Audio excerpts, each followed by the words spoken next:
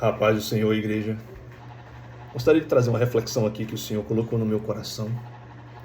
E o nome da mensagem é Quando as coisas não são do nosso jeito. E o texto base será 1 Reis, capítulo 22. Durante 3 anos não houve guerra entre a Síria e Israel. Mas no 3º ano, Josafá, rei de Judá, foi visitar o rei de Israel.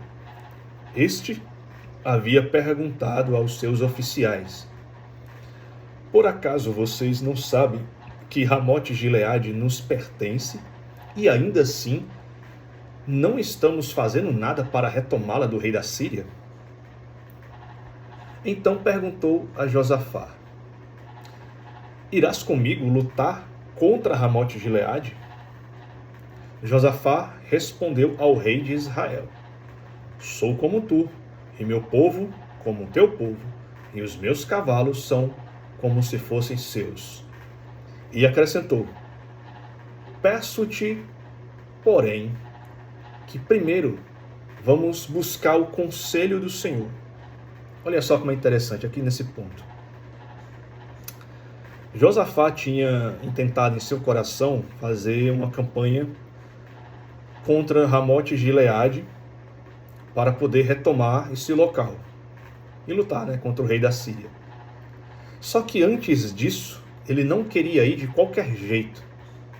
Ele queria primeiro buscar a direção do Senhor e a confirmação dele para poder ter o aval de ir adiante com essa empreitada. Isso nos ensina a tudo que nós possamos fazer no evangelismo, busca por emprego, decisões importantes em nossas vidas. Por que eu digo importantes? Porque as que são mais ordinárias, o Senhor também já nos deu maturidade, conhecimento, etc. Mas nada impede também de buscarmos conselho ao Senhor para tomarmos decisão. E principalmente em batalhas, em termos de batalha espiritual. Já que nossa luta não é mais contra o homem, exército invadindo outras nações, mas a nossa luta é contra principados e potestades, os espíritos malignos que rondam essas regiões celestiais. Essa é a nossa batalha. É contra essas criaturas que lutamos. E nós devemos combatê-las na direção do Senhor. E a direção do Senhor está em sua palavra. Consultar a palavra, orar, meditar nessa palavra, buscar sempre o temor do Senhor. E isso é fundamental em nossas vidas, para que nós não venhamos acertar ou bater em alguém errado. Então o rei de Israel reuniu 400 profetas e lhes perguntou, isso aqui é o verso 6, devo ir à guerra contra Ramote-Gileade? Eles responderam, sim, pois o Senhor a entregará nas mãos do rei.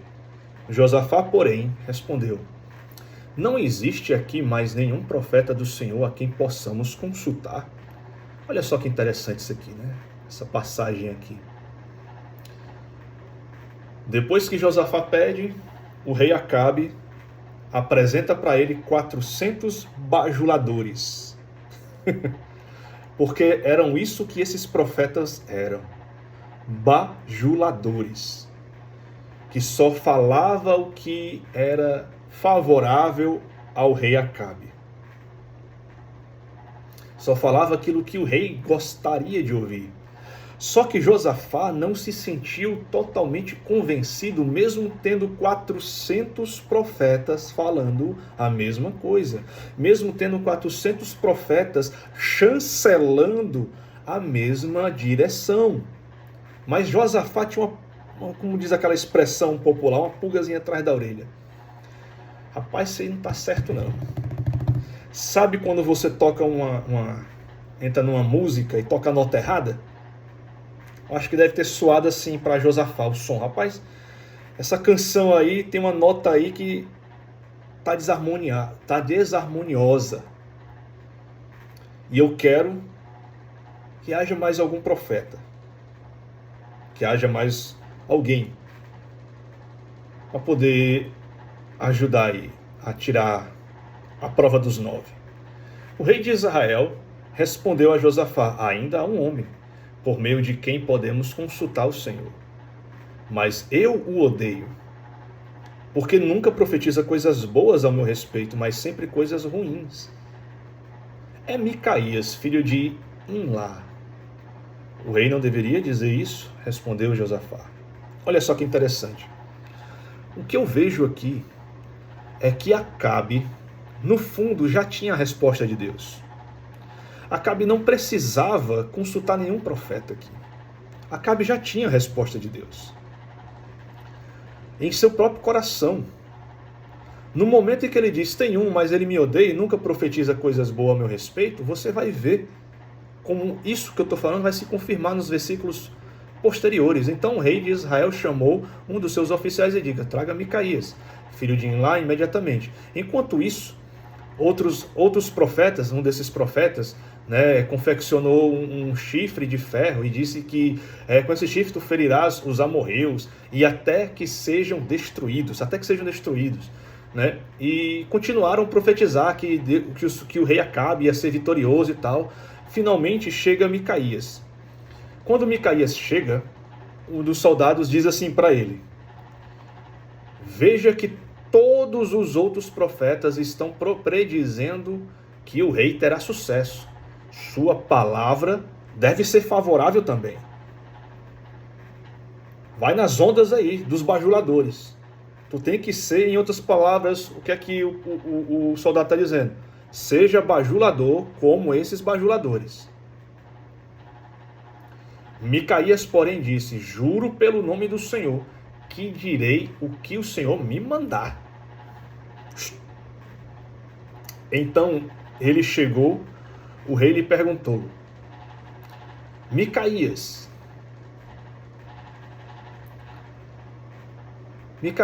devo ir para a guerra contra Ramote de Gileade ou não?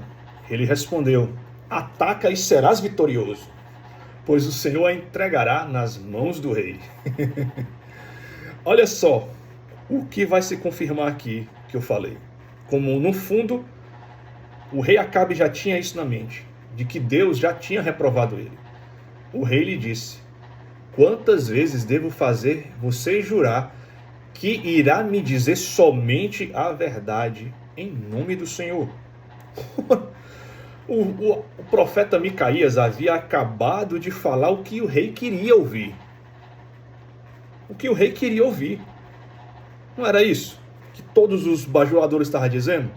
Vai lá, vai dar certo, é assim que tem que ser feito, é desse jeito, a direção é essa, é por aí, vai lá, uhul. E quando Micaías confirmou e foi na mesma onda, é isso aí, Acabe. Vai lá, vai dar certo, vai lá, Deus é contigo. O rei não acreditou. O rei não acreditou. Porque no fundo, todos nós sabemos quem são bajuladores. No fundo, todos nós sabemos que palavra de bajulador não vem de Deus. Deus não está com bajulador. Deus está com homens e mulheres compromissados com a verdade da sua palavra. Compromissados com a sã doutrina. Compromissados com as escrituras. Compromissados com a santificação. Compromissados com o seu evangelho. Deus está interessado nessas pessoas. Pessoas que guardam a palavra. Lembre-se, lá da igreja de Filadélfia, o Senhor Jesus disse para Filadélfia, tu é pequena e fraca, mas porque guardastes a minha palavra, eu te guardarei no dia da tentação.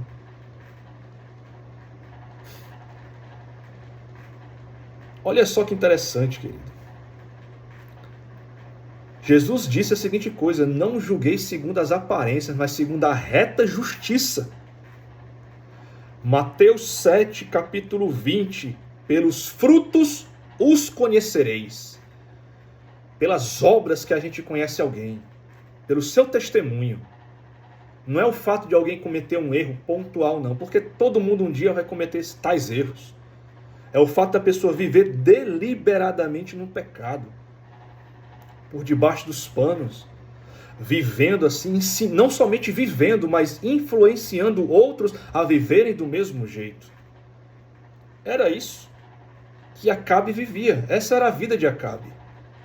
Acabe não somente queria que Micaías fosse favorável a ele, mas ao ser favorável a ele, queria que ele mentisse. E Micaías não podia fazer isso, sabe por quê? Porque Micaías era escravo da palavra de Deus. Escravo de orelha furada. Quando Jeremias queria parar de pregar, a Bíblia diz que um fogo brotou do coração dele e ele não conseguia. Uma coisa que eu tenho percebido ao longo desses poucos anos que eu tenho de fé. Quando se experimenta da glória de Deus e conhece a glória de Deus, viver nesse mundo é motivo para viver em depressão. Permanecer nesse mundo é motivo para estar em depressão.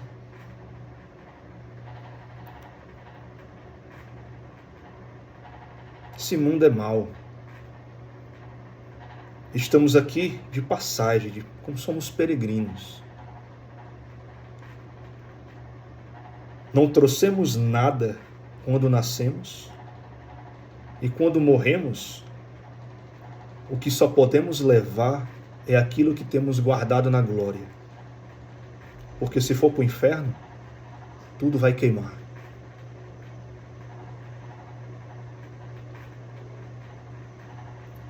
Não seja como Acabe. Acabe com isso. Não seja como o rei Acabe. Ele era um rei. Quem era ali, em termos hierárquicos, quem era maior que o rei? Ninguém, irmão. E aí, só porque ele era o rei, vamos ter que obedecer? Só porque era o rei e está fazendo algo claramente errado, a igreja, dentro da igreja, deverá se calar? Olha só como é interessante. Houve um pastor, homem de Deus, na Romênia, chamado Richard alguma coisa, não me lembro o sobrenome dele. E na Romênia, na época, ele disse que ele era governado pelos nazistas. Quando chegou os comunistas e dominou, ganharam a guerra e tal, e os comunistas assumiram a Romênia, se não me falha a memória, Lenin foi quem foi lá. E ele reuniu os pastores, segundo o que o pastor Richard comenta no seu livro Torturados por Amor a Deus. E ele reúne os pastores e padres. E diz, resumindo, as igrejas cristãs, ou todas as religiões ali, deveriam estar subjugadas ao Estado. E deveriam só pregar e ensinar aquilo que o Estado mandasse. Se não o fizesse, poderiam ser presos e a igreja fechada. O pastor Richard ia se levantar, por causa que Lenin disse, quem concorda e aceita isso, essas condições, fique de pé. E quando o pastor Richard ia se levantando, a sua esposa, que era uma mulher de Deus, segurou no braço dele e disse, se sente, porque eu não quero um marido covarde não. Fique sentado. E ele sentado ficou. Olha só como é interessante, né? A mulher sábia edifica a sua casa. Na hora certa, ela falou e fez, se comportou como deveria fazer. Porque aquelas palavras encorajou o seu marido. Além de confrontá-lo, de chocá-lo, porque foi um choque para ele aquilo que a sua mulher disse. Aquilo o inspirou e o fortaleceu. E ele passou vários anos sendo torturado pelos comunistas. E sabe o que era que os comunistas, os soldados comunistas, diziam para ele quando ele saía da prisão? Porque ele foi preso várias vezes. Por que ele foi preso? Porque ele pregava a palavra e não podia pregar. Pregue somente Jesus e nada mais. Só fale de Jesus. Não diga nada que aconteceu aqui dentro aqui. Não denuncie nada do que está acontecendo aqui dentro. Não exponha nada à luz o que está acontecendo aqui dentro. Só fale de Jesus. Pregue o evangelho, só amor, salvação, arrependimento dos pecados, mas não fale nada específico que está acontecendo na sociedade, não. Aí, um negócio desse, o que é que me lembra? Um negócio desse. O que é que o Espírito Santo me traz à memória diante de uma palavra dessa? Efésios capítulo 5.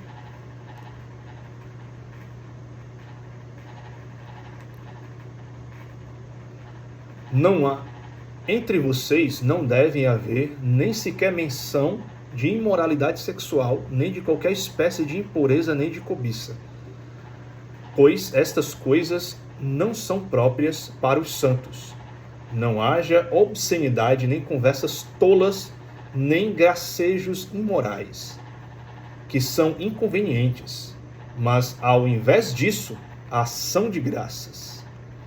Porque vocês podem estar certos disso, nenhum imoral, nenhum impuro, nem ganancioso que é idólatra, tem herança no reino de Cristo e de Deus. Ninguém os engane com palavras tolas, pois é por causa dessas coisas que a ira de Deus vem sobre os que vivem na desobediência. Portanto, pratiquem com eles, não participem com eles dessas coisas, porque outrora vocês eram trevas, mas agora são luz no Senhor. Vivam como filhos da luz, pois o fruto da luz consiste em toda bondade, justiça e verdade. E aprendam a discernir o que é agradável ao Senhor. Não participem das obras infrutíferas das trevas, mas antes exponham-nas à luz. Porque aquilo que eles fazem em oculto, até mencionar é vergonhoso. Mas tudo o que é exposto pela luz torna-se visível, pois a luz torna visível todas as coisas. Você não é sal da terra e luz do mundo? Não é mais não? Luz do mundo? Que função da luz aqui? O que é que Jesus disse? Aqueles que praticam más obras não se aproximam daqueles que estão na luz, porque não querem que as suas más obras sejam reveladas. Não desejam. Deve ser exposto à luz.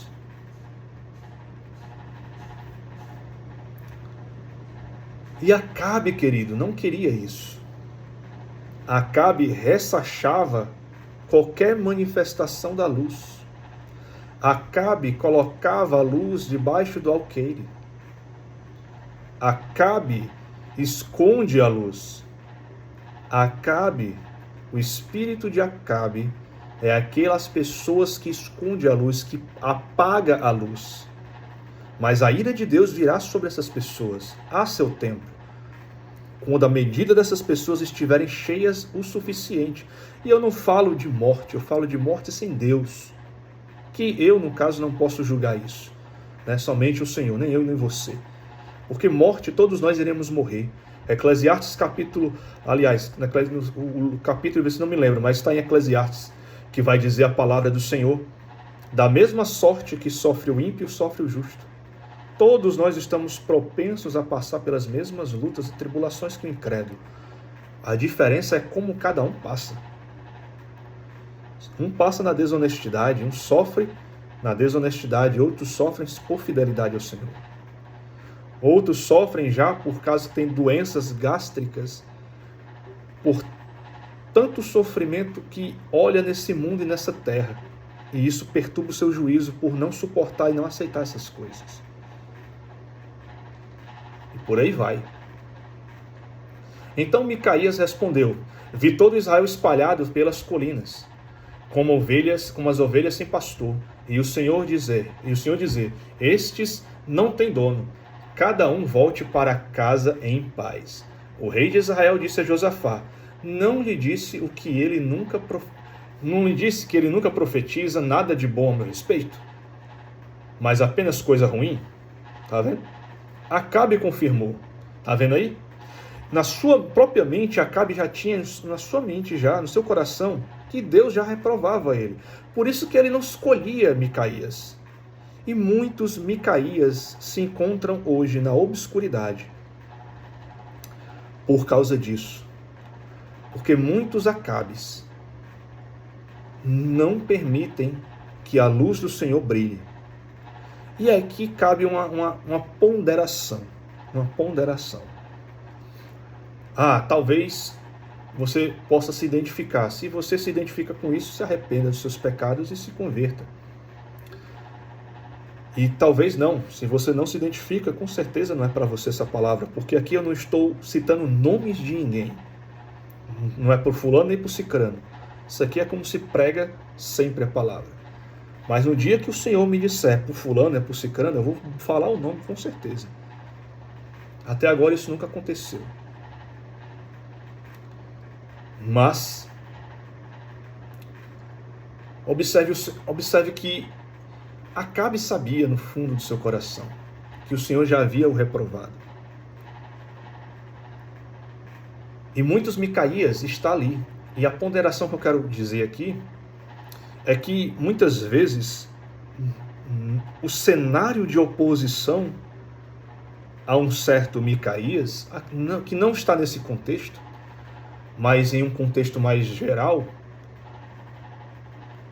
pode estar porque pessoas querem que tal pessoa funcione em tal ministério, sendo que Deus tem para ele uma outra coisa para poder fazer. E não vai fazer.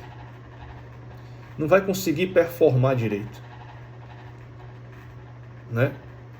Essa é a simples ponderação que eu queria falar, mas gostaria de me manter no contexto aqui dessa palavra. E se você tem na sua vida, se você é um líder, se você é um pastor, se você é um rei, né, tem autoridade, porque aqui é o rei Acabe, meu amigo. Quem era que na hierarquia, quem era maior que o rei? Só Deus. Só que Acabe não respeitava, né? Então Deus tinha que levantar o profeta. Se Acabe praticasse a palavra de Deus, havia necessidade de algum profeta? Nenhum.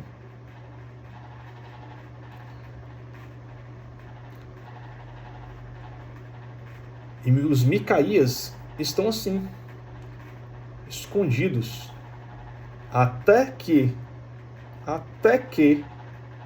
surja um problemão para fazê-los tirar dali. Porque Deus vai ter palavras para eles. E ele não aceitava. Aí aqui ele vai dizer que, resumindo, né, o Acabe leva uma flechada que acerta nas brechas da armadura, né, e porque ele acaba teimando. Só que o que é mais interessante antes disso, Micaías diz assim: ouçam a palavra do Senhor, viu o Senhor assentado em seu trono, com todo o exército dos céus ao seu redor, à sua direita e à sua esquerda. E o Senhor disse: quem enganará Acabe, para que ataque Ramote e Gileade e morra lá? Ixi, Deus que não mente, pedindo isso daqui. E um sugeria uma coisa e o outro sugeria outra. Até que finalmente um espírito colocou-se diante do Senhor e disse: eu me enganarei. De que maneira? Perguntou o Senhor. Ele respondeu: irei e serei um espírito mentiroso na boca dos bajuladores, quer dizer, na boca dos profetas do rei. Disse o Senhor: você conseguirá enganá-lo? Vá e engane-o.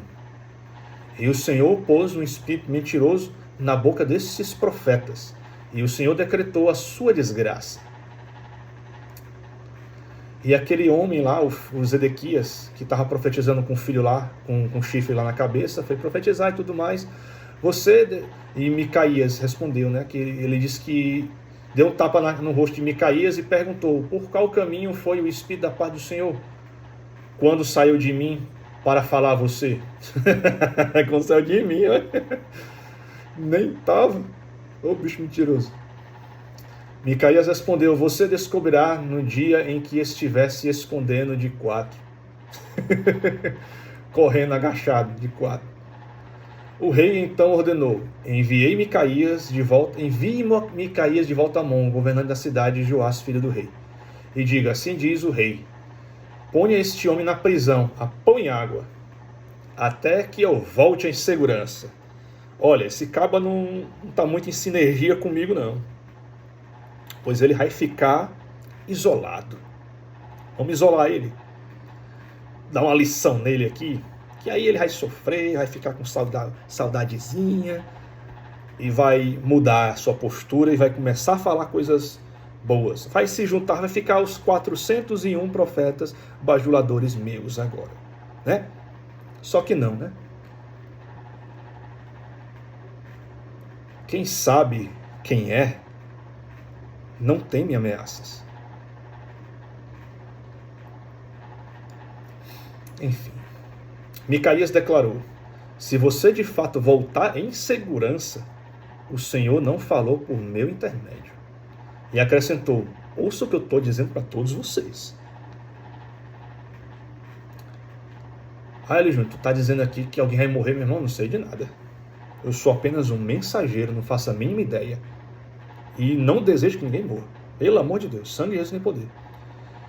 Mas houve um caso, no livro Heróis da Fé, que teve um pastor, um missionário, que começou a ler um versículo. Na medida que ele lia, alguém caía morto no meio da multidão. Ele começou a ler de novo, alguém caía morto de novo. Até que ele entendeu e orou e pediu misericórdia a Deus, para que o Senhor perdoasse os pecados de todos ali. E o Senhor assim fez. E ele continuou a pregar. Eu não sei. Você não sabe. E eu não desejo que ninguém morra. Antes que se arrependa e possa viver. Efésios, para quem não entendeu essa referência, e o paralelo que eu estou usando, de Isaías, Efésios 5:1 também. E o rei de Israel disse a Josafá: entrarei disfarçado em combate, mas tu vai com as tuas vestes real. Vai de laranja. O rei de Israel disfarçou-se e ambos foi. Resumindo, ele tomou uma flechada. Mas eu quero ponderar aqui, quero escancarar aqui sobre a questão desse espírito mau.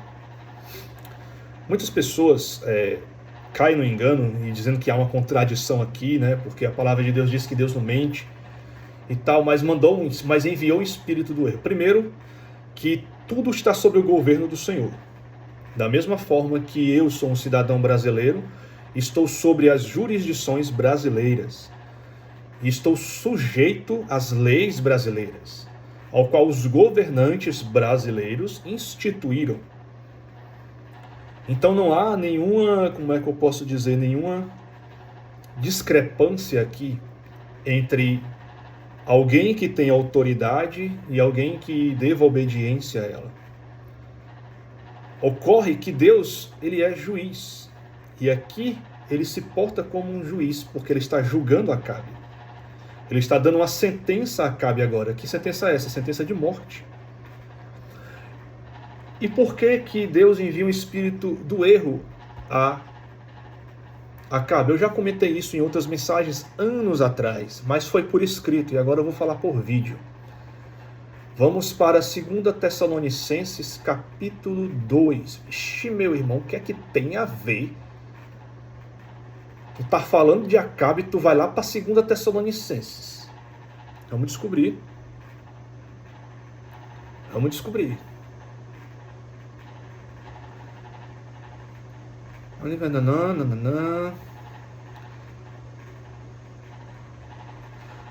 Ó, aqui ele está falando, 2 Tessalonicenses comenta sobre o ministério do anticristo e tudo mais.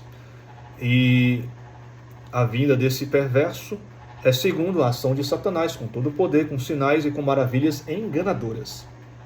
Como eu já comentei, né? Que a Bíblia em Apocalipse vai dizer que ele faz fogo do céu cair.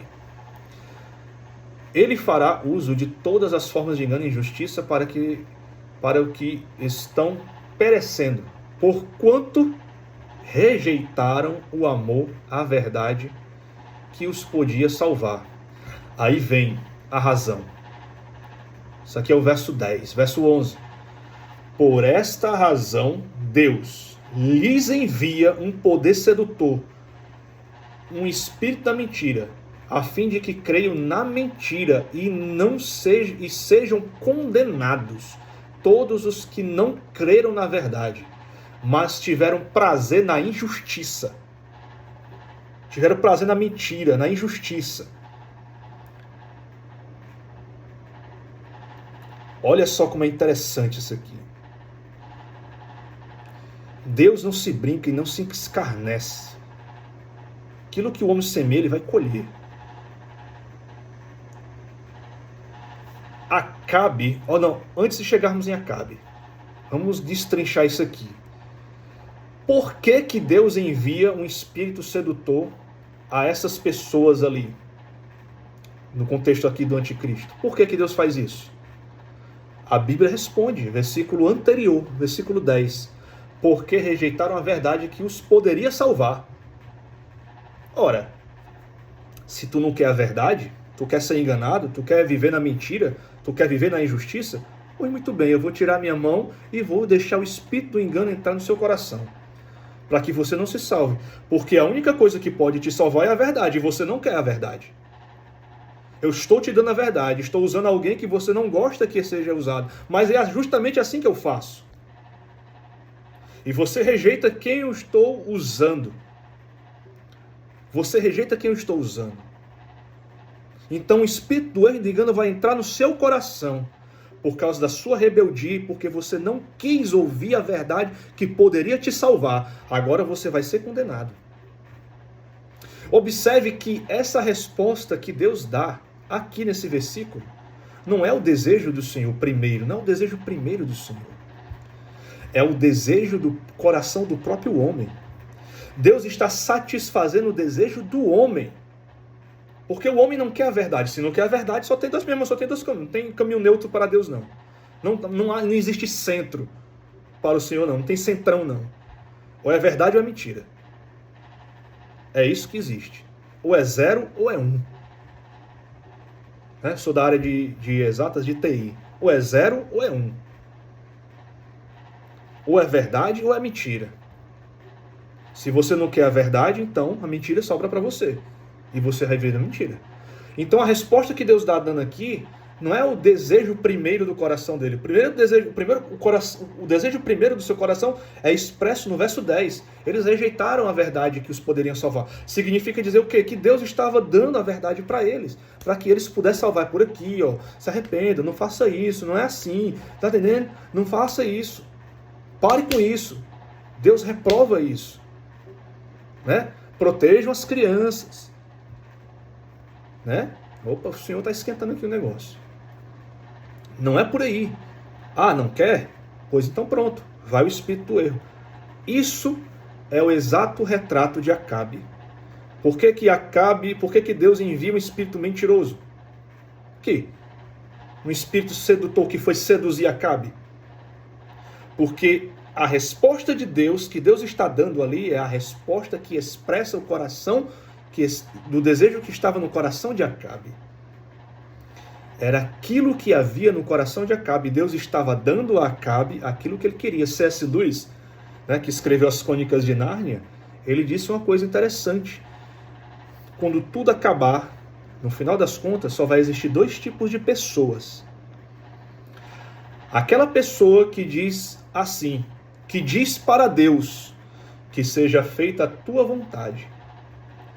E aquelas outras pessoas que Deus diz para elas que seja feita a tua vontade. Entendeu? Aonde isso vai acabar? Por isso, se arrependa dos seus pecados. Deixe de ser bajulador. E para não ser bajulador, não precisa ser arrogante, não precisa ser estúpido,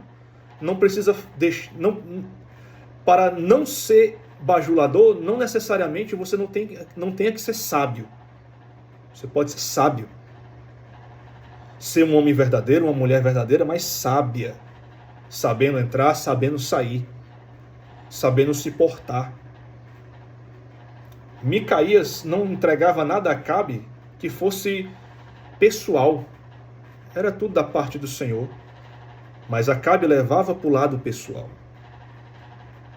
Ele não tinha que responder ou brigar com o profeta. Se ele tivesse alguma rincha, que seja com Deus. Mas, o que é que nós lemos em Romanos? Capítulo 1, versículo 5. Somos justificados pela fé. E por causa disso temos paz com Deus. Se você não está em paz com Deus, é porque você não está sendo justificado pela fé. E a fé e a justificação que é pela fé não é apenas a falar que crê. O diabo acredita também, está lá em Tiago. É as suas obras manifestar a sua fé. É isso que Tiago ensina. Está entendendo? Pois veja bem, que tipo de pessoa você se tornará no final das contas. Aquele que diz para Deus seja feita a tua vontade, ou aqueles que dizem para eles, ou aqueles que Deus diz para eles, seja feita a tua vontade. Porque aqui foi expresso qual era a vontade de Acabe e como Acabe terminou. Micaías, a vontade de Micaías era obedecer a Deus. Não sei se ele terminou os dias dele preso na prisão. Mas muitos profetas que seguem fielmente a palavra do Senhor, seus dias podem terminar com tragédias aqui nesse mundo. Mas suas mortes são lembradas lá no céu, na glória. E eles e elas não se intimidam. E não podem se intimidar. E ser uma pessoa corajosa não é ser burro, ser truculento, ter estratégia, ser estrategista, etc. Não vou me estender mais não. Ficou claro a reflexão. Não seja bajulador. Seja homem e mulher de Deus. Siga a palavra. Por que eu estou falando isso? Porque a palavra me exorta lá em Hebreus. Exortai uns aos outros todos os dias para que ninguém se endureça no engano do pecado. Eu devia estar pregando, meu amigo, era todo dia aqui. Todo dia eu devia estar botando vídeo novo. A paz do Senhor.